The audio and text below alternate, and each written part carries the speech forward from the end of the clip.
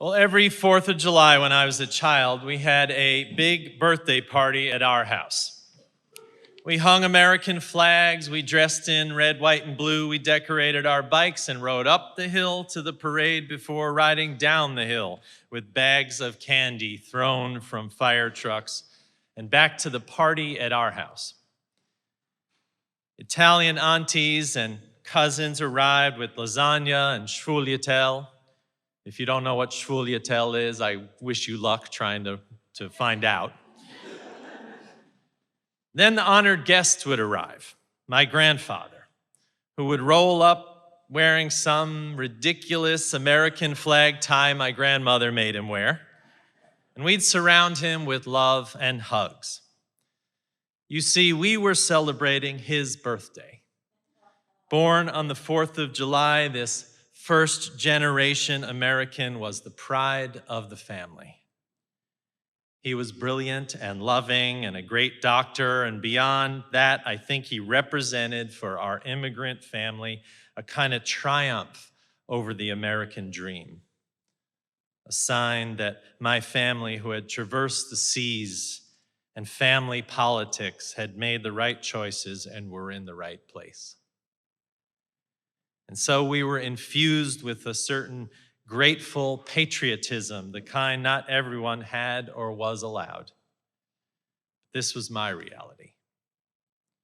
And while in my house, we questioned the Vietnam War, which my father saw firsthand in his military service, and while we protested Reagan policies and shook our heads at the Iran-Contra affair and so on, we knew we loved this place for the many reasons of our family journey.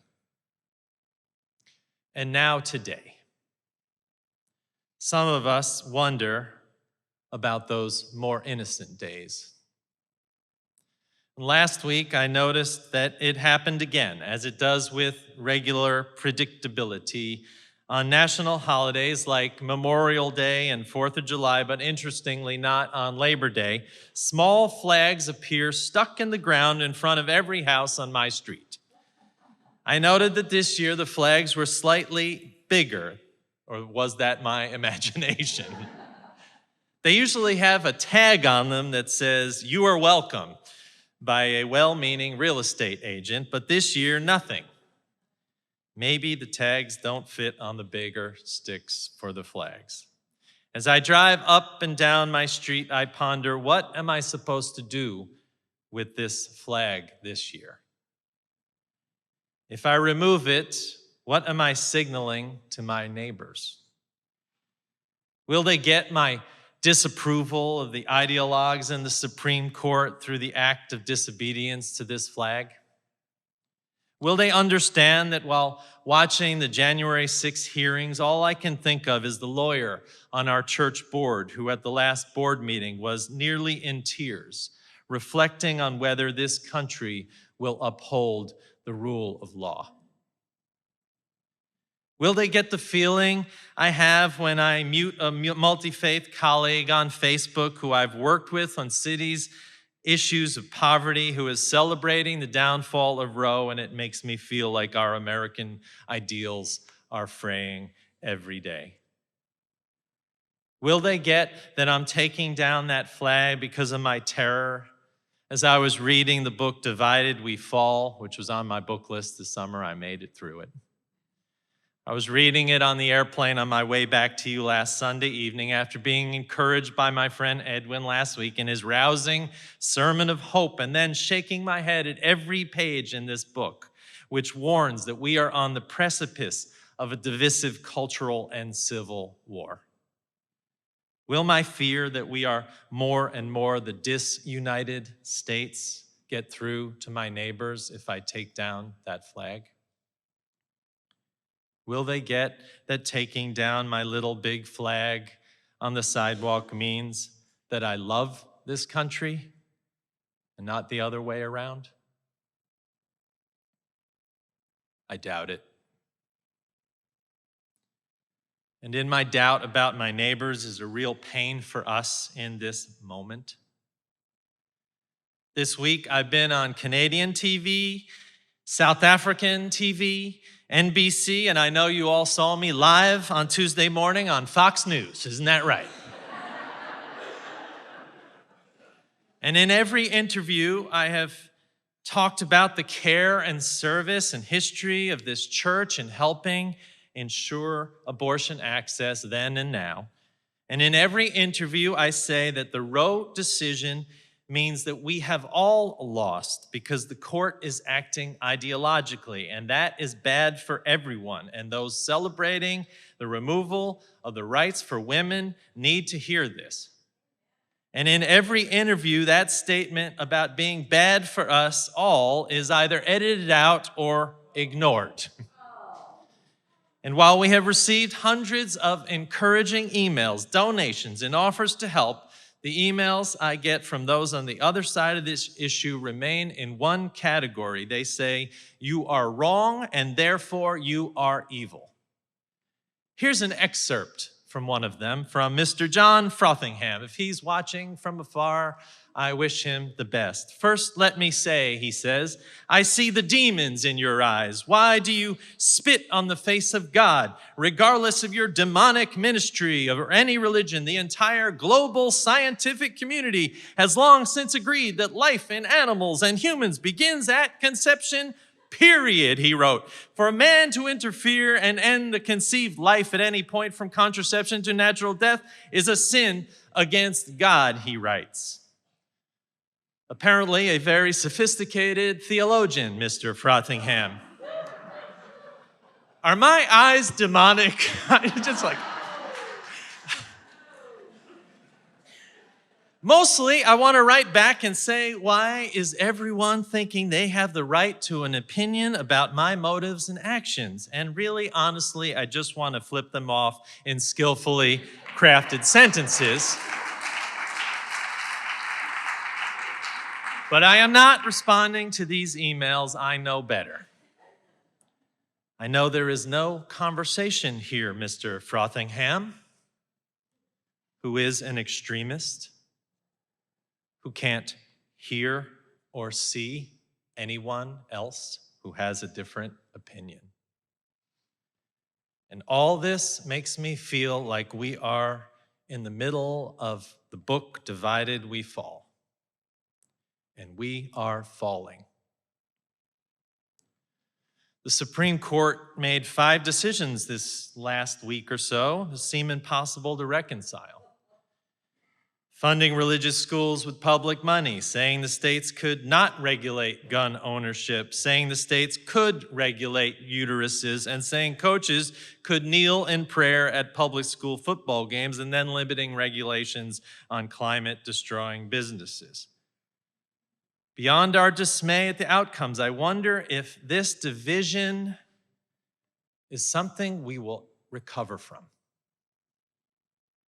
I wonder from the other perspectives whether this feels new to some people or just the same.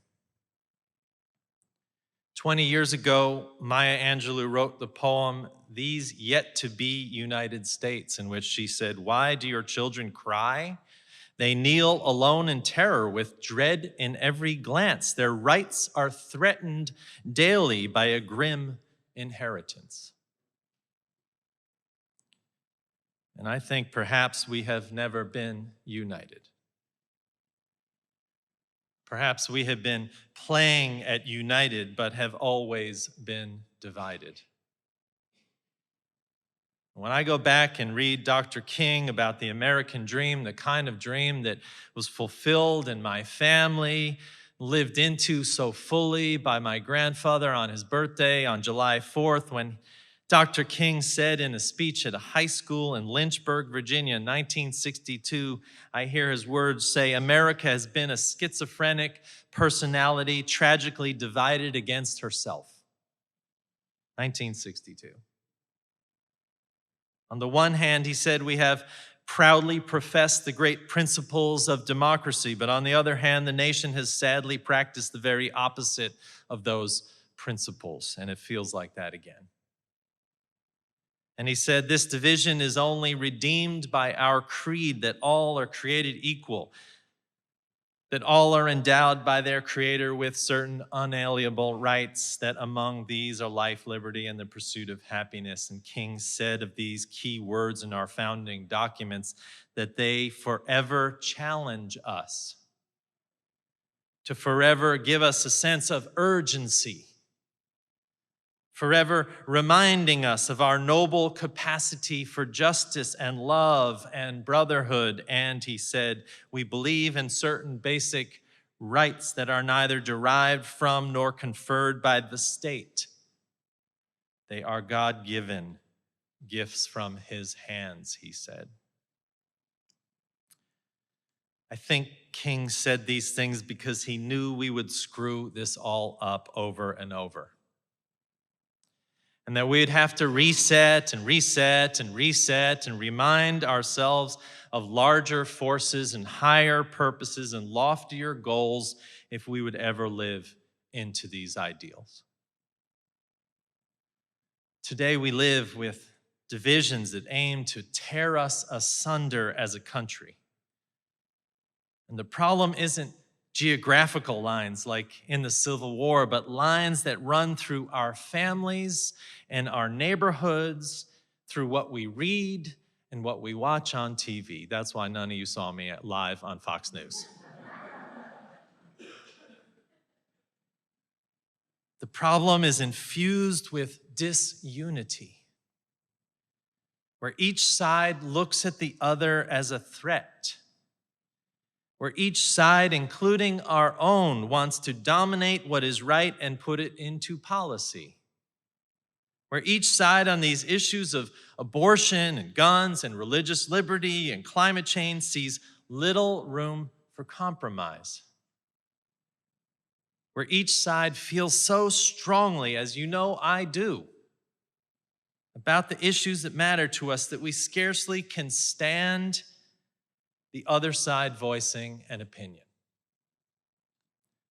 And we are all scared. Because today, a difference of opinion seems to create liars out of those who represent us and violence out of those who will take it to the extremes. If today being wrong, quote unquote, means you are evil, believe me, I understand this. We are going to fail as a country and people to our highest ideals.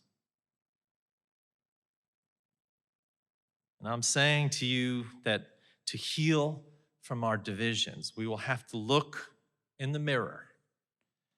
We will have to speak clearly and not give up, and we'll have to stop canceling each other for being genuine in our dissent, and we will have to ponder how to live up to the ideals of our country. We might have to fight for the rights of those who disagree with us also. And we might have to look for grace in our interactions when we feel like fighting. And I understand that saying these things to you risks my losing your interest and support, because I am saying that we are also part of the divisions that exist in this country. While we continue to lose one issue after another, believe me, I feel it stronger every day. I am saying to you that we are also part of the problem. Because the divisions in this country are ours. And if we buy into a win, lose, dominate, or destroy mentality, we will be becoming what we don't want to become, what we abhor and what we see from others. We risk losing the very fabric of our society. If we forget that we means all of us, all opinions, all ideas and strategies, all Americans, one nation under God, indivisible, with liberty and justice for all. Even when justice is lost, it must be restored. Even when we are on the losing side of arguments, if we forget our unity, we all lose. What we need is to remember that we are a country of pluralism.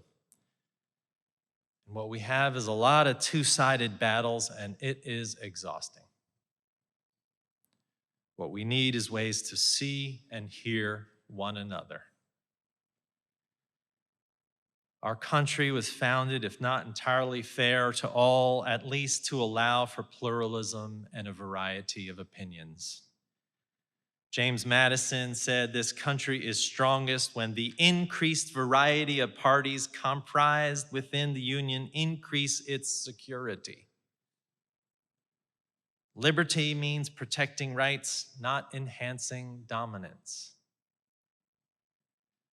And I know this is hard when we are on the ground with a boot on our throat and white supremacists are marching through Boston, waving flags and declaring themselves the true Americans and so on and so on. But if we are truly going to love our country, we are going to have to find ways to love those who email us angrily back from the edges of society.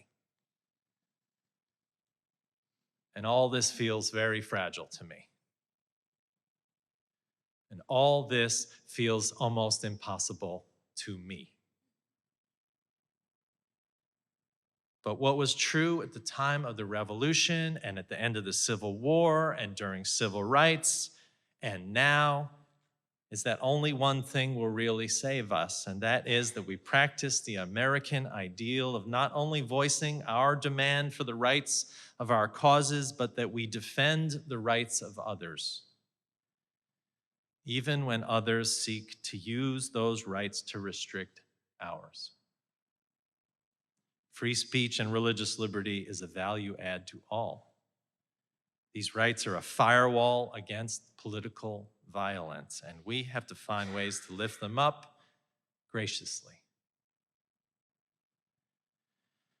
The reason this is so important is because hatred and intolerance and deceit and violence are leading us to the precipice of the failure of this American experiment. John Adams, in a letter to the Massachusetts militia way back at the beginning of our country, said, "We have no government armed with the power capable of contending with human passions unbridled. Avarice, ambition, revenge, or gallantry would break the strongest cords of our Constitution as a whale goes through the net." The truth of today, friends, and the problem with trying to live into these ideals that will save us is that we have been railroaded by people who see kindness as weakness, decency as cowardice, and acts of grace that seem unthinkable. But if we are to manage our divisions, we will need to reclaim kindness and decency and grace in abundance.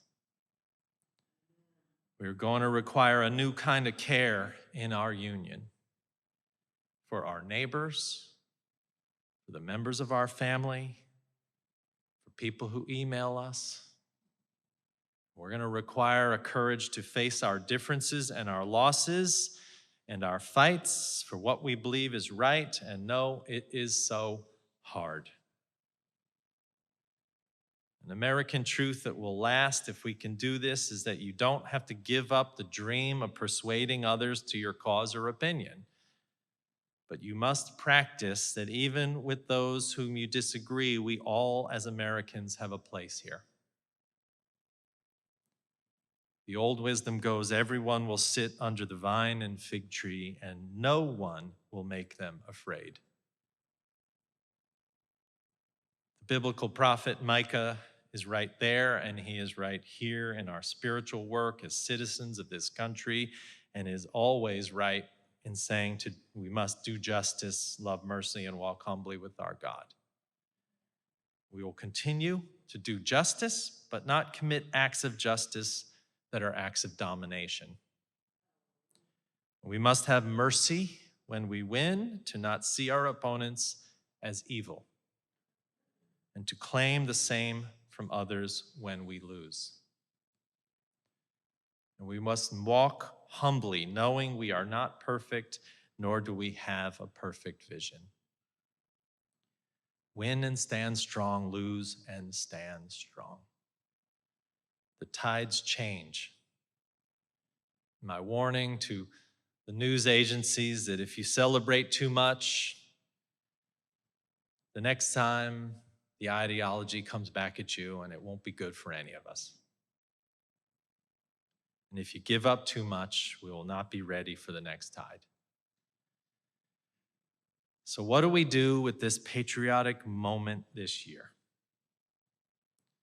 Take down the little big flag on our driveways? Protest at fireworks displays? Stay home from parades, maybe, just for self-preservation, if nothing else? Maybe we need to listen more to those who were here before we started all this mess on this land. Maybe we need to listen to Joy Harjo, who through her bones and DNA as a Muskogee Indian tells us, let the earth stabilize your post-colonial insecure jitters. Let go of the pain you are holding in your mind. Hear the wisdom coming from our indigenous people through this poem. Let go of the pain you're holding in your mind, your shoulders, your heart, all the way to your feet. Let go of the pain of your ancestors to make way for those who are heading in our direction. Ask for forgiveness. Call upon the help of those who love you. These helpers take many forms. Call your spirit back, she says. Call your spirit back. I can't tell you how many times I've had to call my spirit back this week. Call your spirit back.